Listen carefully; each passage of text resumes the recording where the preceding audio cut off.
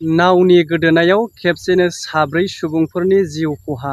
बे जाथाया जादों गवालपारा जिल्लानि सिङाव थानाय सिमलितला मोनसे ओनसोलाव। जाथाया जाहैबाय गामिनि सासे आइजो थैनायावहाय बेखौ गोथैबारियाव दैमा बारनानै नावजों लांनानैहाय गारहैनो थांनायावनो माने नावआ गारनानै फैखांनायनि उनाव फिन बे दैमायावनो गोदोनानै बेवहाय साब्रै सुबुंफोरा खेबसेनो जिउ गोमादों होननानै दायो खौरां मोननो हानाय जादों।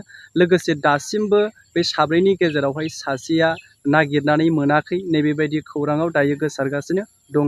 नैबेबायदि गिख्रंथाव जाथायखौ नुयोब्ला खोनायोब्ला गिनाय फैयो। मानो होनोब्ला दासान्दि आसाम स्टेट नाङैनो गोबांथार जुब जुब अखा हानानै हाखर हाला बिलो दैमाफोरा गोबां उसिफावगासिनो दङ।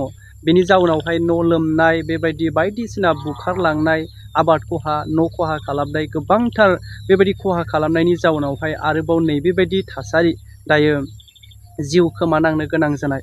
नावनि गोदोनायनि गेजेरजों दैमा बारनानै मानसि गोथै गारहैनो थांनानै फैफिननायनि जाउनाव नैबे जाथाया जादों होननानै खौरां गोसारगासिनो दङ, जाय गवालपारा जिल्लानि सिमलितला ओनसोलाव जादों होननानै। गुबुन मोनसे खौराङानो जाहैबाय फैगासिनो दङ बावथारलिया 30 जुलाइनिफ्राय जानो थांगासिनो दङ दुरान्ड काप क'क्राझार साइ स्टेडियामावबो।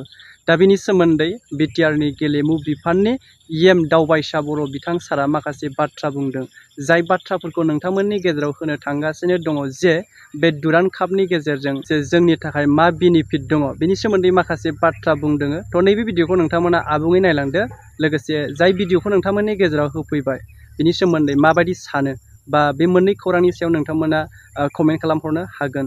আমার বিটিআরত প্রমোদ বড় ডাঙরিয়া শাসনভার লোৱাৰ পিছত নেতৃত্ব দিয়াৰ পিছত আৰু বিটিআৰ অঞ্চলত বিশেষকৈ বিভিন্ন ডিপাৰ্টমেণ্টৰ যেনেকা ৰাইজৰ মাজত জনপ্ৰিয়তা অৰ্জন কৰিছে, ঠিক তেনেকুৱা আমাৰ ক্ৰীড়া বিভাগত যথেষ্ট ৰাইজৰ মাজত জনপ্ৰিয়তা অৰ্জন কৰিছে। আৰু আমি প্ৰথমবাৰৰ কাৰণে আমাৰ নৰ্থ ইষ্টত থকা যি 6 চিডিউল কাউন্সিলবিলাক আছে সেইটোক লৈ পেলাই আমি ISPL পাতিলোঁ প্ৰথমবাৰৰ কাৰণে।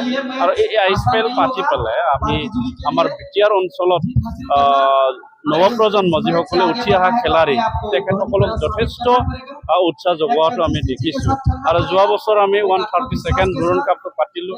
আৰু সেই 132nd দুৰান্ড কাপ পাতাৰ পিছতো আমি দেখিলোঁ আমাৰ গাঁৱে ভূঞে আগত কিছু বিশেষ কাৰণত কিছু গাঁৱত খেলাৰ যি প্ৰভাৱ বা খেলাৰ যিটো পৰিৱেশ সেইটো কমিছিলে। কিন্তু আমি দেখিলোঁ 2021 পৰা আমাৰ বিটিআৰ অঞ্চলত প্ৰতিটো গাঁৱতে খেলৰ এটা খেলৰ এটা পৰিৱেশ সৃষ্টি হৈছে আৰু নৱপ্ৰজন্মক খেলৰ প্ৰতি আকৰ্ষিত হৈ পেলাই খেলপথাৰত নামাটো আমি দেখিছোঁ। যথেষ্ট প্ৰভাৱ হৈছে।